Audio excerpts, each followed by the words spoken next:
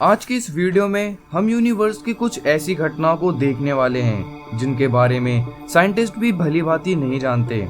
Scientist भी कहते हैं कि इस यूनिवर्स की कुछ ही ऐसी चीजें हैं जिनके बारे में हम अभी तक जान पाए हैं, और अभी स्पेस में ना जाने ही कितने ऐसी एक्टिविटीज हैं जिनके बारे में हमें कुछ अंदाजा ही नहीं है। यहाँ तक कि हम अपनी धरती के रहस्य को भी पूरी तरह से उजागर नहीं कर पाए हैं। और जब बात आती है यूनिवर्स की, तो हम अभी भी बहुत अंधकार में हैं। आज हम आपको यूनिवर्स से जुड़े कुछ रहस्यों के बारे में बताने जा रहे हैं जो साइंटिस्ट को भी हैरान कर रहे हैं। हमारे इस वीडियो को आखिरी तक जरूर देखिएगा, क्योंकि इस वीडियो के बीच में एक बहुत ही ज्यादा रहस्यमयी स्पेस इवेंट है। तो हमारे इस वीडियो को आखिरी तक जरूर देखिएगा। तो चलिए आज के इस वीडियो को स्टार्ट करते हैं। The mysterious moon of Saturn. साल 2013 में देखी गई इस अजीब सी चीज को साइंटिस्ट भी ठीक से समझा नहीं पा रहे। हालांकि इसे एक नाम भी दिया गया है, जो है पैगी। नासा के सैटेलाइट ने सैटर्न के रिंग के पास पैगी की सबसे पहली तस्वीर खींची थी, और फिर साइंटिस्ट ने कहा कि ये एक नया चंद्रमा बन रहा है। हालांकि नासा ने जल्द ही एक स्टेटमेंट जारी की जिसमें कहा गया था कि पैगी की और बड़े होने की संभावना नहीं है, और ये अननोन एस्टेरॉयड टूटकर बिखरना शुरू हो गया है, और हमेशा की तरह इस वस्तु की भी इंफॉर्मेशन अननोन है। The black night satellite. क्या ये एलियंस के अर्थ पर आने के सबूत हैं या केवल स्पेस में फैले कचरे का हिस्सा भर है? एक्सपर्ट्स का मानना है कि ये स्पेसशिप से अलग हुई एक सीढ़ी है, लेकिन ये अभी तक पूरी तरीके से साबित नहीं हुआ। ब्लैक नाइट सैटेलाइट एक अंधकार से भरी वस्तु है जिसके बारे में कहा जा रहा है कि ये धरती के चारों ओर 13,000 सालों से ऑर्बिट में है, लेकिन हम इस बारे में श्योर नहीं हैं। परंतु ये निश्चित रूप से 1988 के बाद से धरती के ऑर्बिट में है। पिछले ही साल STS-88 मिशन ने इस रहस्यमयी वस्तु की फोटो ली थी। कुछ कहते हैं कि ये वस्तु एलियंस के धरती पर आने का प्रूफ है, और कुछ कहते हैं कि ये एक थर्मल ब्लैंकेट है जो एक स्पेसशिप से स्पेस मिशन के टाइम अलग हुआ था। The mysterious star of the universe. ये अगली घटना हमें यूनिवर्स में एलियंस लाइफ के मौजूद होने के बेहतर प्रमाण देती है, लेकिन ये हमसे बहुत दूर है, लगभग 1500 लाइट ईयर दूर हमारी गैलेक्सी के सिग्नस और लायरा कॉन्स्टेलेशन में स्थित है। एक तारे के चारों ओर अजीब लाइट स्ट्रक्चर ने साइंटिस्टों को बहुत कंफ्यूज कर रखा है। इन स्ट्रक्चर से पता चलता है कि इस सितारे के ऑर्बिट में किसी प्रकार के वस्तु या वस्तुएं हैं जो कभी कभी सितारे के प्रकाश को अर्थ तक पहुंचने में रोकती है, जिससे पता चलता है कि ये वस्तु या वस्तुएं पीरियोडिक ऑर्बिट में नहीं है, और ये आम प्लेनेट की तुलना में बहुत बड़ी है।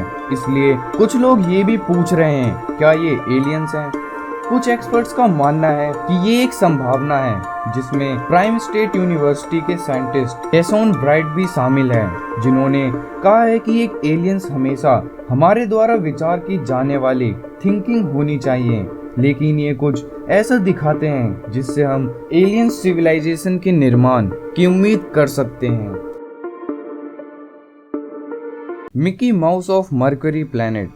अब आपको डाउट हो सकता है, लेकिन बहुत सारे लोगों ने मरकरी के सरफेस पर गड्ढों की एक श्रृंखला पर आइकॉनिक मिकी माउस के कान के बीच में अद्भुत समानता पर सवाल उठाए हैं। आप भी मरकरी के सतह की इस तस्वीर पर नजर डालिए और देखिए कितनी समानता है इन दोनों तस्वीरों में। क्या महज ये एक कोइंसिडेंट है, या शायद हो सकता है कि डिज्नी ने ये सिंबल मरकरी की इस तस्वीर से लिया हो, या डिज्नी ने अपने एडवर्टाइजमेंट के लिए मरकरी पर ऐसा साइन बनवाया हो। Voice of knock knock. 2003 में यांग लियू चाइनीज स्पेस प्रोग्राम के द्वारा अंतरिक्ष में भेजा गया सबसे पहला अंतरिक्ष यात्री बना, और धरती की सतह से ऊपर 21 घंटे घूमने के दौरान उसने कुछ ऐसा सुना जिसे सुनकर ऐसा लगा जैसे कोई शटल के दरवाजे पर दस्तक दे रहा हो। यांग ने इस आवाज के एक्सप्लेनेशन कुछ इस प्रकार से किया मानो कोई लकड़ी के हथौड़े से बाल्टी को पीट रहा हो। आप इमेजिन कर सकते हैं कैसे रहे होंगे वो पल। आज तक इस घटना की व्याख्या कोई नहीं कर पाया है। Gamma ray burst. क्या ये रेज ब्लैक होल में विस्फोट होने के कारण निकलती है या इनका सितारों से कुछ लेना देना है, हम नहीं जानते। लेकिन ये यूनिवर्स की सबसे ब्यूटीफुल मोमेंट्स में से एक है। गामा रे बर्स्ट भी इलेक्ट्रॉनिक रेज रिलीज करती है जिसमें कुछ ही मिनटों में भारी मात्रा में एनर्जी निकलती है।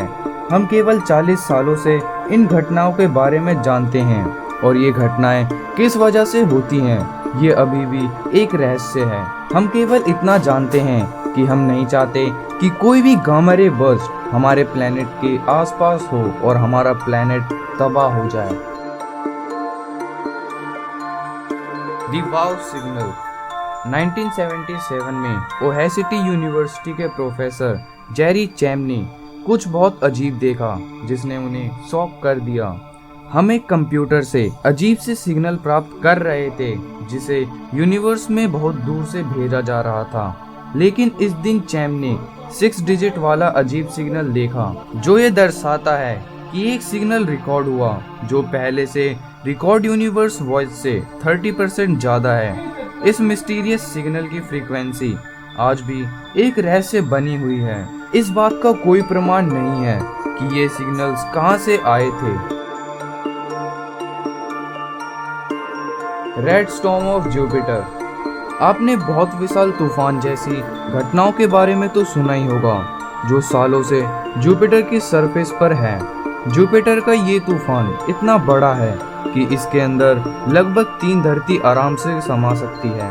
आप शायद ये नहीं जानते होंगे कि इस प्लेनेट पर यह तूफान कितने समय से चल रहा है। ये तूफान जुपिटर पर कम से कम 400 सालों से चल रहा है और ये आज भी वैसे ही चल रहा है। आखिर ये तूफान इतने लंबे समय से कैसे चल रहा है, ये आज भी एक रहस्य है। और ये केवल इकलौता ऐसा रहस्य नहीं है जो सदियों से चले आ रहे तूफान में दबा हुआ है। साइंटिस्टों ने इसके रंग को बदलते हुए भी देखा है।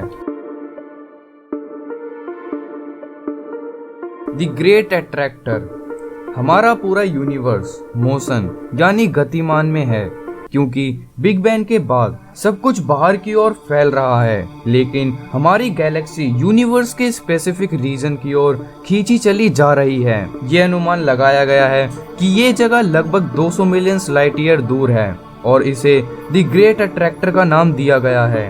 हमारी गैलेक्सी लगभग 1.4 माइल्स पर आवर की स्पीड से इस द ग्रेट अट्रैक्टर की तरफ बढ़ी जा रही है। ये घटना बहुत अजीब और रहस्यमय है। Dark matter.